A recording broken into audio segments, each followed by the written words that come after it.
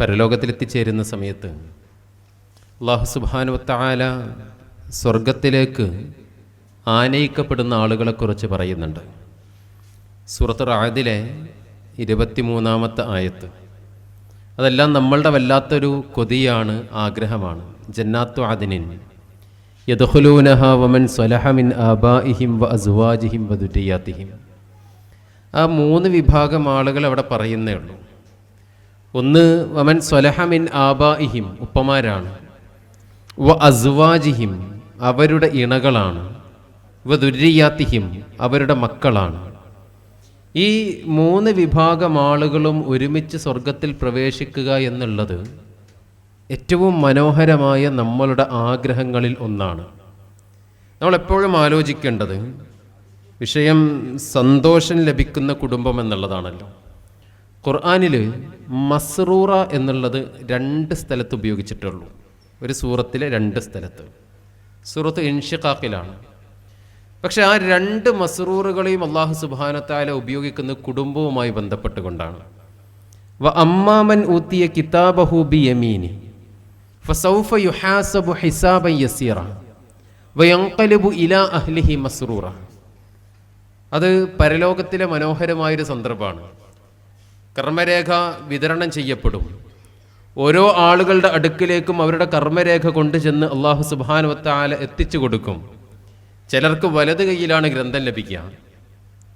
ആ വലത് കൈയിൽ ഗ്രന്ഥം ലഭിക്കുന്ന സമയത്ത് ആ മനുഷ്യന്മാർക്ക് സന്തോഷമാണ്. കാരണം വലത് കൈയിൽ ഗ്രന്ഥം ലഭിക്കുക, കർമ്മരേഖ ലഭിക്കുക എന്നുള്ളത് ഏറ്റവും ശുഭലക്ഷണമായ കാര്യമാണ് പരലോകത്ത്. നമ്മളുടെ പ്രവർത്തനങ്ങളെല്ലാം സ്വീകരിക്കപ്പെട്ടു എന്നുള്ളതിൻ്റെ ലക്ഷണമാണ്. ഒരു വേള കുറേ നേരം വിചാരണയ്ക്ക് വേണ്ടി കാത്തു നിന്ന് കഴിഞ്ഞാലും ആ വിചാരണ കഴിഞ്ഞാൽ സ്വർഗത്തിലേക്കാണ് കയറിപ്പോകാനുള്ളത് എന്നുള്ളതിൻ്റെ അടയാളമാണ്. അപ്പോൾ ആ വലത് കൈയിൽ ഗ്രന്ഥം ലഭിച്ച ആളുകൾ അവരുടെ ഒരു പ്രത്യേകത ഫസൗഫ യുഹാസബു ഹിസാബൻ യസീറ. റസൂലുള്ളാഹി സ്വല്ലല്ലാഹു അലൈഹി വസല്ലം ആയിഷ റളിയല്ലാഹു അൻഹായിട്ട് സംസാരിക്കുന്ന സമയത്ത് റസൂലുള്ളാഹി ഒരു സമയത്ത് പറയുന്നുണ്ട്, വിചാരണ ചെയ്യപ്പെട്ടാൽ അയാൾ ശിക്ഷിക്കപ്പെട്ടു. ആയിഷ റളിയല്ലാഹു അൻഹ റസൂലുള്ളാഹിയോട് ചോദിച്ചു, പ്രവാചകരെ, ഖുർആനിൽ ഹിസാബൻ യസീറ എന്നും പറഞ്ഞിട്ടുണ്ടല്ലോ എന്ന് ചോദിച്ചപ്പോൾ റസൂലുള്ളാഹി സ്വല്ലല്ലാഹു അലൈഹി വസല്ലം പറഞ്ഞു, ദാക്കല്ലാർന്ന്, അതൊരു കാണിച്ചു കൊടുക്കൽ മാത്രമാണ്. അവരുടെ പ്രവർത്തനങ്ങൾ എങ്ങനെ ആളുകളുടെ മുമ്പിലും അവരുടെ മുമ്പിലും കാണിച്ചു കൊടുക്കൽ മാത്രമാണ്. എന്നാൽ കൂടുതൽ ഓരോ മിനിറ്റും വിചാരണ ചെയ്യപ്പെടുന്ന സാഹചര്യമുണ്ടെങ്കിൽ അതിലൂടെ ആ മനുഷ്യൻ എത്തിച്ചേരെ ശിക്ഷിക്കപ്പെടുന്ന സാഹചര്യത്തിലേക്കായിരിക്കുമെന്ന് റസൂലുള്ളാഹി ഓർമ്മപ്പെടുത്തുന്നുണ്ട്. പക്ഷെ ഇവിടെ പറയുന്നത് നോക്കൂ നിങ്ങൾ, വലത് കൈയിൽ ഗ്രന്ഥം ലഭിച്ച ആളുകൾ ഫസൗഫ യുഹാസബു ഹിസാബൻ യസീറ, ഏറ്റവും എളുപ്പമായ വിചാരണ അവർക്ക് ലഭിക്കും. എന്നിട്ടെന്താ തൊട്ടടുത്ത ആയത്ത് എന്താ? വയൻഖലിബു ഇലാ അഹ്ലിഹി മസ്റൂറ. ആരടുത്തൊക്കെ പോണേ? അവിടെ ഉപയോഗിക്കുന്നൊരു വാക്കതാണ്. നമ്മളെപ്പോഴും നരകത്തിൽ നിന്ന് രക്ഷപ്പെടണം എന്ന് പറയുമ്പോഴും നമ്മളുടെ കാതിൽ വന്ന് അലയ്ക്കുന്ന ഒരു ആയത്തുണ്ട് അല്ലേ? ഒരുപാട് തവണ കേട്ടിട്ടുള്ള ആയത്ത്, ഖു അൻഫുസകും വ അഹ്ലീകും നാറ. നിങ്ങൾ നിങ്ങളെയും നിങ്ങളുടെ കുടുംബത്തെയും നരകത്തിൽ നിന്ന് രക്ഷപ്പെടുത്തണം എന്നാ. അതേപോലെ തന്നെ പരലോകത്തിൽ എത്തിച്ചേരുന്ന സമയത്ത് സന്തോഷം അറിയിക്കാൻ ആദ്യമായി കടന്നു പോകുന്നത് കുടുംബക്കാരുടെ അടുക്കലേക്കാണ്. വയൻഖലിബു ഇലാ അഹ്ലിഹി മസ്റൂറ. ആ സന്തോഷത്തിന്റെ പ്രത്യേകത എന്താണെന്നറിയോ? അത് നിലനിൽക്കുന്ന സന്തോഷമാണ്. അത് ഒരുപാട് കാലഘട്ടത്തിലേക്ക് നിലനിൽക്കുന്ന സന്തോഷമാണ്. കാരണം സ്വർഗത്തിൽ പ്രവേശിക്കുന്ന സമയത്ത് അവരോട് പറയുന്നത്, നിങ്ങൾ ഖാലിദീങ്ങളാണ്. ഈ സ്വർഗത്തിൽ നിന്ന് നിങ്ങൾ പുറത്തോട്ട് കടക്കേണ്ട ആവശ്യം വരില്ല. അവിടെ നിന്ന് ആരും നിങ്ങളെ പുറത്താക്കാനില്ല. ഇവിടെ വാലിഡിറ്റി ഇല്ല. ഇവിടെ താമസിക്കാൻ പ്രത്യേക സന്ദർഭങ്ങളില്ല, സമയമില്ല. എന്നിട്ടോ അതിന് തൊട്ട് താഴെ നമ്മൾ 2-3 ആയത്ത് ഇങ്ങനെ താഴോട്ട് വായിച്ചു നോക്കുന്ന സമയത്ത് അമ്മാമൻ ഊതിയ കിതാബഹു വറാ അൽഹരി, അതിന്റെ ഒരു വിശദീകരണം മറ്റൊരായത്ത് നമുക്ക് കാണാം. അമ്മാമൻ ഊതിയ കിതാബഹു ബിഷിമാലി, ഇടത് കൈയിൽ ഗ്രന്ഥം ലഭിക്കുന്ന ആളുകൾ അല്ലേ? അവിടെ ഈ ആയത്തിൽ, ഈ സൂറത്തിൽ അല്ലാഹു സുബ്ഹാനഹു വ തആല ഉപയോഗിക്കുന്നത് അമ്മാമൻ ഊതിയ കിതാബഹു വറാ അൽഹരി ഫസൗഫ യദ്ഉ സുബൂറ വയസ്ലാ സഈറ. പിന്നെ പറയുന്നത് എന്താ? ഇന്നഹു കാന ഫി അഹ്ലിഹി മസ്റൂറ. അവിടെയും അവർ കുടുംബത്തിൽ സന്തുഷ്ടവാന്മാരായിരുന്നു എന്നാ ഖുർആൻ പറയുന്നത്. പക്ഷേ ആ സന്തോഷത്തിന്റെ പ്രത്യേകത എന്താണെന്നറിയോ? അവിടെ ഖുർആൻ ഉപയോഗിക്കുന്നത് കാന എന്നാ. എന്ന് പറഞ്ഞാൽ അവരായിരുന്നു. എവിടെ? അവരുടെ കുടുംബത്തിൽ സന്തോഷവാന്മാരായിരുന്നു. ഒന്ന്, കുടുംബത്തിലുള്ള സന്തോഷം ദുനിയാവിൽ മാത്രം നിൽക്കുക. മറ്റൊന്ന്, പരലോകത്തിൽ അവരുടെ സന്തോഷം അറിയിക്കുവാൻ വേണ്ടി അന്ന് കുടുംബക്കാരുടെ അടുക്കലേക്ക് കടന്നു ചെല്ലുക. ഏത് സന്തോഷത്തിനാണ് നമ്മൾ പ്രാധാന്യം നൽകുന്നത്? പരലോകത്തിൽ എത്തിച്ചേരേണ്ട സന്തോഷത്തിനാണോ അതല്ല നമ്മളുടെ കുടുംബത്തിൽ മാത്രം നിലനിൽക്കേണ്ട സന്തോഷത്തിനാണോ നമ്മൾ പ്രാധാന്യം നൽകുന്നത് എന്നുള്ള ചോദ്യം വളരെ പ്രധാനപ്പെട്ട ചോദ്യമാണ്. പലപ്പോഴും നമ്മളുടെയും കുട്ടികളുടെയും ഒക്കെ സന്തോഷം ആഗ്രഹിച്ചുകൊണ്ട് നമ്മൾ പല വിഷയങ്ങളിൽ നിന്നും പുറകോട്ട് പോകാറുണ്ട്, അഡ്ജസ്റ്റ് ചെയ്യാറുണ്ട്. അതിന്റെ പ്രശ്നമാണ് ഇന്നഹു കാന ഫി അഹ്ലിഹി മസ്റൂറ. ഈ കാലഘട്ടത്തിൽ വലിയ പ്രയാസങ്ങളിലൊന്നും മുമ്പ് കാലഘട്ടങ്ങളിലൊക്കെ നമ്മൾ കൂടുതലായും ചർച്ച ചെയ്യാറുണ്ടായത് എങ്ങനെ കുടുംബം നന്നാക്കാം എന്നുള്ളതിനെ കുറിച്ചാണ്, കുടുംബത്തിൽ എങ്ങനെ സന്തോഷം കൊണ്ടുവരാം എന്നുള്ളതിനെ കുറിച്ചാണ്. പക്ഷെ ഈ കാലഘട്ടത്തിൽ നമ്മൾ പുതിയ തലമുറയോട്, പുതിയ ആളുകളോട് നമ്മൾ പറഞ്ഞു കൊടുക്കേണ്ട ഏറ്റവും പ്രധാനപ്പെട്ട കാര്യങ്ങളിലൊന്ന് കുടുംബം വേണമെന്നുള്ളതാണ്, അല്ലേ? മുമ്പ് കാലഘട്ടത്തെ അപേക്ഷിച്ച് കുടുംബം വേണ്ട എന്ന് പറയുന്ന ആളുകൾ ധാരാളമായി വളർന്നു വരികയും അത് അധികരിച്ചു കൊണ്ടിരിക്കുകയും ചെയ്യുന്ന കാലഘട്ടത്തിലാണ് നമ്മൾ ജീവിച്ചുകൊണ്ടിരിക്കുന്നത്. ഒരു വേറെ തരത്തിൽ പറഞ്ഞ അവരുടെ ലുൽമ കൊണ്ട് നടക്കാൻ കഴിയാത്ത സാഹചര്യം ഈ കാലഘട്ടത്തിലുണ്ട്. ചിന്തിച്ചോക്ക നമ്മൾ സമീപ കാലഘട്ടങ്ങളിൽ നമ്മളുടെ വാർത്തകളിൽ വന്നിട്ടുള്ള ആളുകളെ, ചർച്ച ചെയ്യപ്പെട്ട ആളുകളെ, അതല്ലെങ്കിൽ ആളുകൾ മോശം രീതിയിൽ പറഞ്ഞിട്ടുള്ള ആളുകളെ എടുത്തു നോക്കൂ നിങ്ങൾ. അധികം ആളുകളും കുടുംബത്തിൽ നിന്ന് മാറി സഞ്ചരിച്ച്, മാറി താമസിച്ച്, അവരൊരു കൂട്ടമായി താമസിച്ച് വലിയ അപകടങ്ങളിലേക്ക് പോയിട്ടുള്ള ആളുകളാണ്. കഴിഞ്ഞ 2 മാസത്തിനിടെ എൻ്റെ നാട്ടിൽ 3 അക്രമങ്ങൾ ഉണ്ടായിട്ടുള്ളത്. 2 അക്രമങ്ങളും ഒരു കൊലപാതകവും. ആലോചിച്ച് നോക്കണം, ഒരു നാട്ടിലുള്ള ആളുകൾ അനുഭവിക്കുന്നൊരു പ്രയാസമാണത്. അപ്പൊ നമ്മളിങ്ങനെ നോക്കുന്ന സമയത്ത് അവിടെ ഉണ്ടായിരുന്ന വലിയ പ്രയാസങ്ങളിൽ ഒന്നെന്താണെന്നറിയോ? ഇങ്ങനെ ഒരുപാട് ആളുകൾ മാറി താമസിക്കുന്ന ഇടങ്ങളിലാണ് ഈ അക്രമം ഉണ്ടാകുന്നത്. ഞാൻ പറയുന്നത് അങ്ങനെ മാറി താമസിക്കുന്നവരെല്ലാവരും അക്രമം ഉണ്ടാക്കുന്നവരാണ് എന്നല്ല. പലപ്പോഴും നമ്മൾ പറയാറുണ്ടല്ലോ, പണ്ടൊരു കഥ പറയാറില്ലേ, നമ്മളൊരു ബേക്കറിയിൽ ഒരു ഫ്രൂട്ട് സ്റ്റാളിലേക്ക് ഇങ്ങനെ കടന്നു പോകുന്ന സമയത്ത് അവിടെ സാധാരണ മുന്തിരിയുടെ കൊല ഇങ്ങനെ വെച്ചിട്ടുണ്ടാകും, അതിന് മറ്റൊരു വിലയും.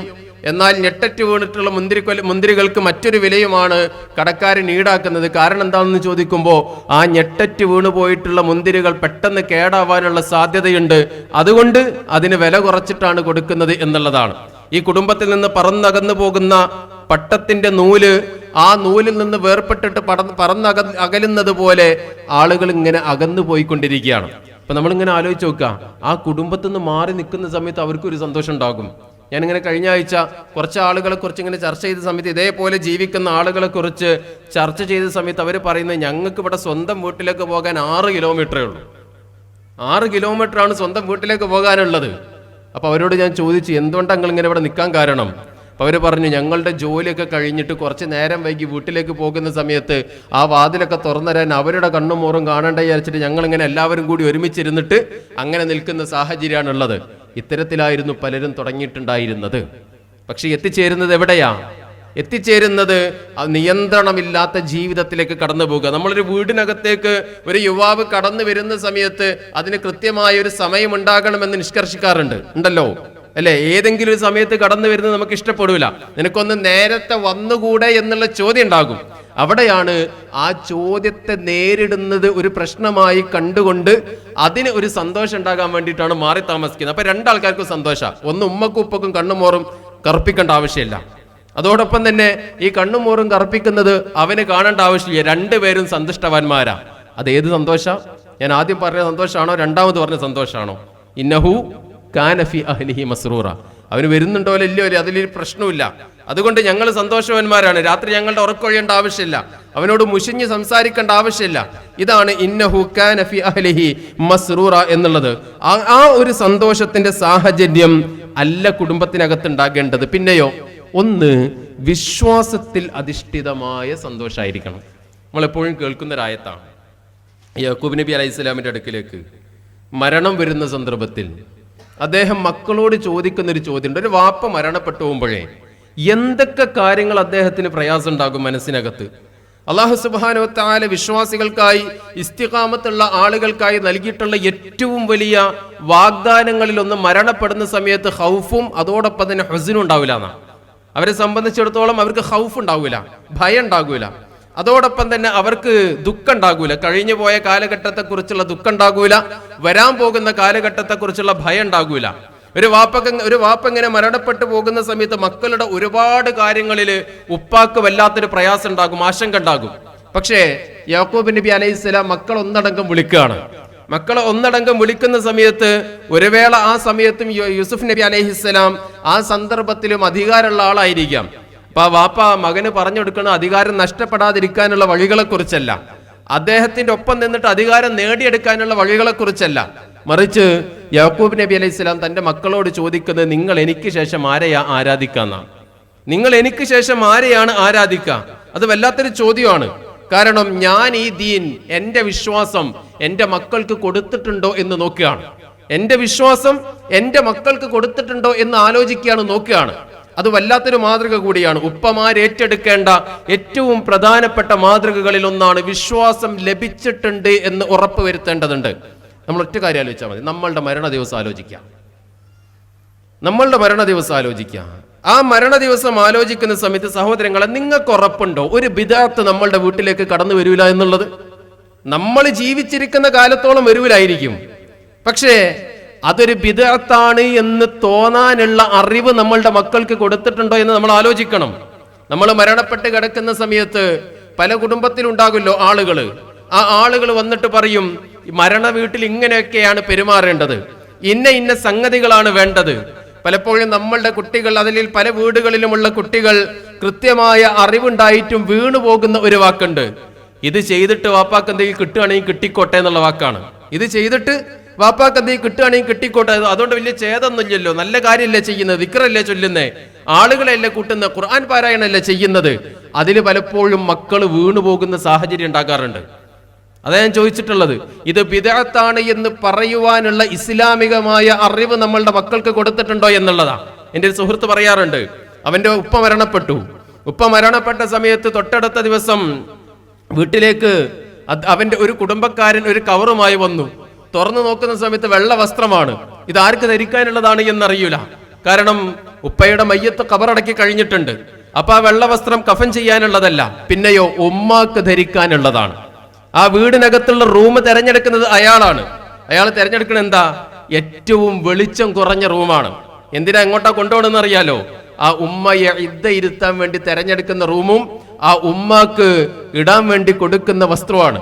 അവൻ പറയുന്നുണ്ട്, ആ സമയത്ത് അവൻ പറഞ്ഞു, എനിക്കറിയാം ഇതെങ്ങനല്ല ചെയ്യേണ്ടതെന്ന് എനിക്കറിയാം, പക്ഷേ എന്റെ ഉമ്മയെ ആ ഒരു പ്രയാസത്തിൽ നിന്ന് മാറ്റുവാനുള്ള അറിവ് എനിക്ക് ലഭിക്കാതെ പോയി. ഏത് ആയത്ത് വെച്ച് പറയണമെന്ന് എനിക്കറിയൂല, ഏത് ഹദീസ് വെച്ച് പറയണമെന്ന് എനിക്കറിയൂല.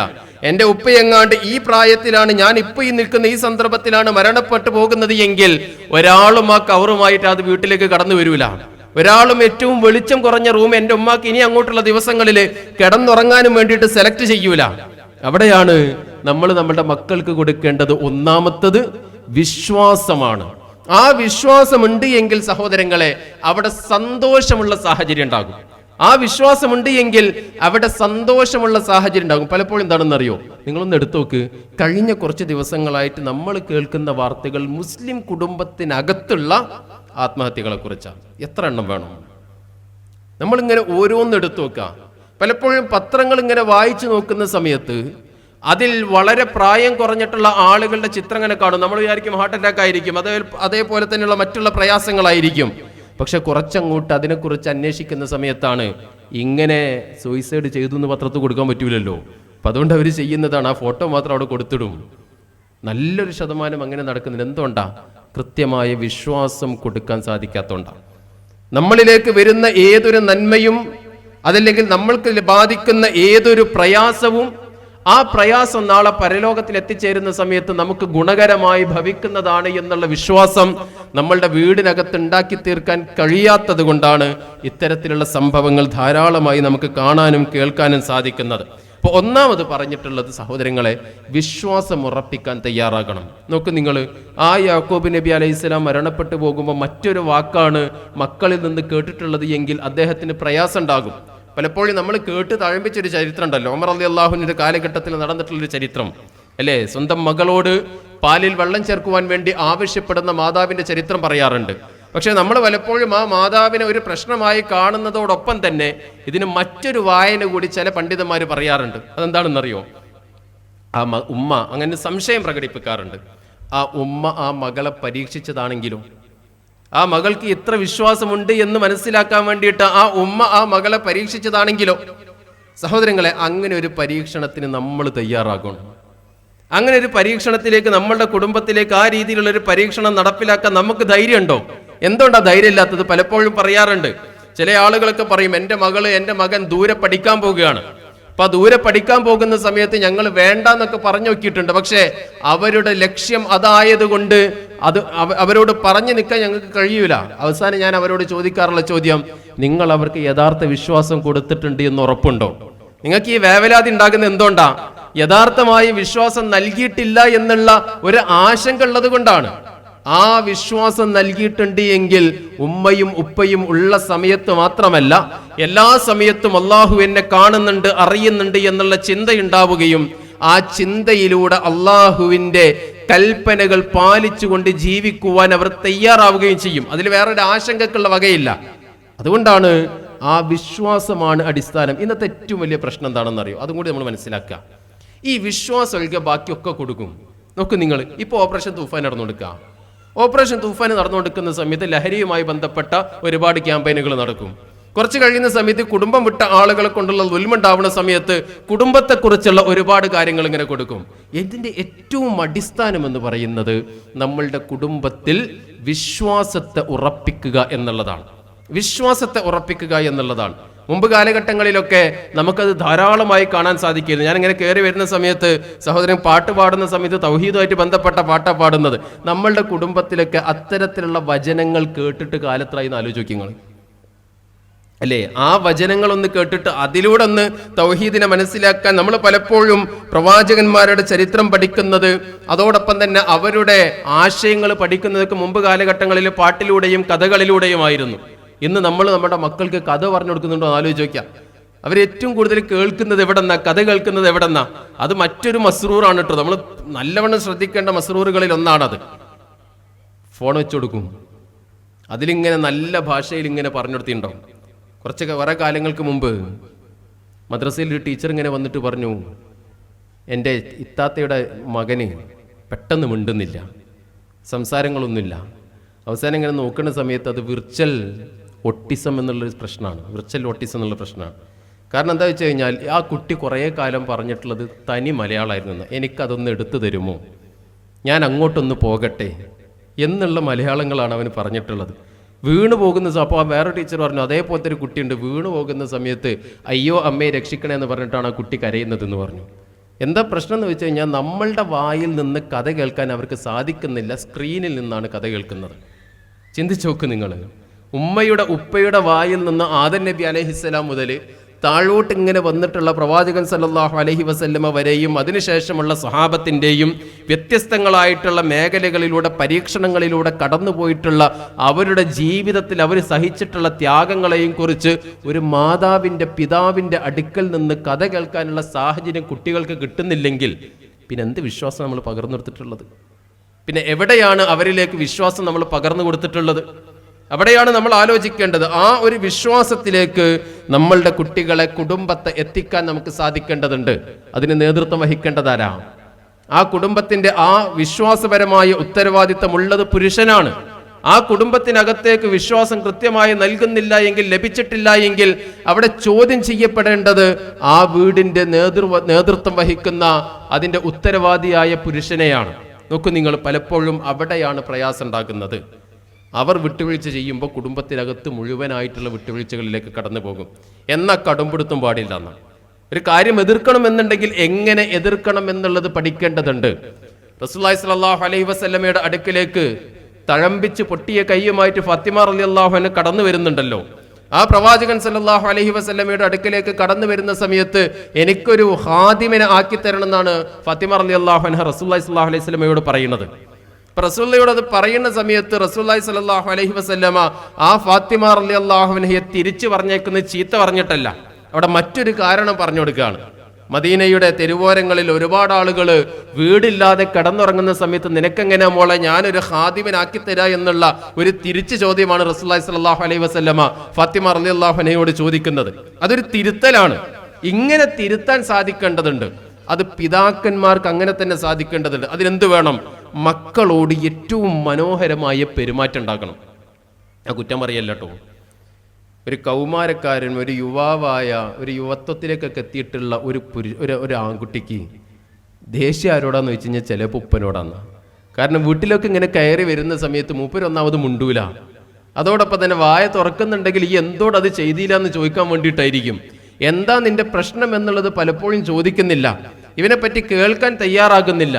അവിടെയാണ് ആ കുടുംബത്തിനകത്ത് കൃത്യമായ സംസാരം നടക്കേണ്ടതുണ്ട്. യൂസുഫ് നബി അലൈഹിസ്സലാം അദ്ദേഹം ചെറുപ്പത്തിൽ കണ്ടിട്ടുള്ളൊരു സ്വപ്നം ആദ്യം പോയി പറയുന്നത് കൂട്ടുകാരോടല്ല, അതോടൊപ്പം തന്നെ തൻ്റെ സഹോദരന്മാരോടല്ല, മറിച്ച് യാക്കൂബ് നബി അലൈഹി ഇസ്ലാമിനോടാണ്. അദ്ദേഹം പഠിപ്പിച്ചു കൊടുക്കുന്ന പാടെന്താ? നിനക്ക് അങ്ങനത്തെ ഒരു കഴിവുണ്ടെങ്കിൽ, അങ്ങനെ ഒരു സ്വപ്നം നീ കണ്ടിട്ടുണ്ടെങ്കിൽ അത് എവിടെ അവതരിപ്പിക്കരുത് എന്നാണ് പഠിപ്പിച്ചു കൊടുക്കണേ. എവിടെയാണ് നിന്റെ ആ കഴിവ് പ്രകടിപ്പിക്കാൻ പാടില്ലാത്തത്, അതിലൂടെ അപകടം ഉണ്ടാവാൻ സാധ്യത ഉള്ളത് എങ്ങനെയാണ് എന്നുള്ളത് അദ്ദേഹം വളരെ കൃത്യമായി പഠിപ്പിച്ചു കൊടുക്കുകയാണ്. നമ്മളുടെ വീടകങ്ങളിൽ കൃത്യമായ സംസാരം വാപ്പയും മക്കളും തമ്മിൽ നടന്നിട്ടുണ്ടാകണം. ഇത് പാടില്ല എന്ന് പറയുന്ന സമയത്ത് പലപ്പോഴും നമ്മൾ വിചാരിക്കും ഇത് പാടില്ല എന്നൊക്കെ പറഞ്ഞു കഴിഞ്ഞാൽ കുട്ടികൾ നമ്മുടെ അടുത്ത് നിന്ന് മാറിപ്പോകൂലേ? ഇല്ല, അതിനുള്ള കാരണം എന്താണെന്ന് പറഞ്ഞു കൊടുത്താൽ മതി. പുതിയ കാലഘട്ടത്തിൽ ചില ആളുകളൊക്കെ, സൈക്കോളജിസ്റ്റുകളൊക്കെ പറയും കുട്ടികളോട് നോ പറയരുത് എന്ന് പറയും. പക്ഷെ ഖുർആൻ പഠിപ്പിക്കണം അങ്ങനെയല്ല, നോ പറയണം എന്നാണ്.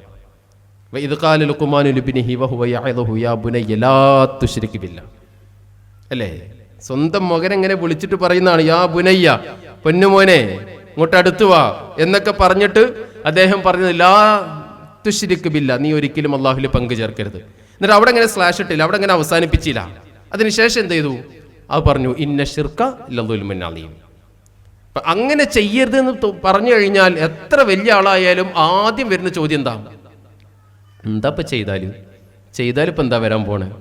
അവിടെയാണ് തൊട്ടടുത്ത് തന്നെ ആ ചോദ്യത്തിനുള്ള മറുപടി കൊടുത്തു, ഇന്ന ശിർക ലദുൽമുൻ അലീം.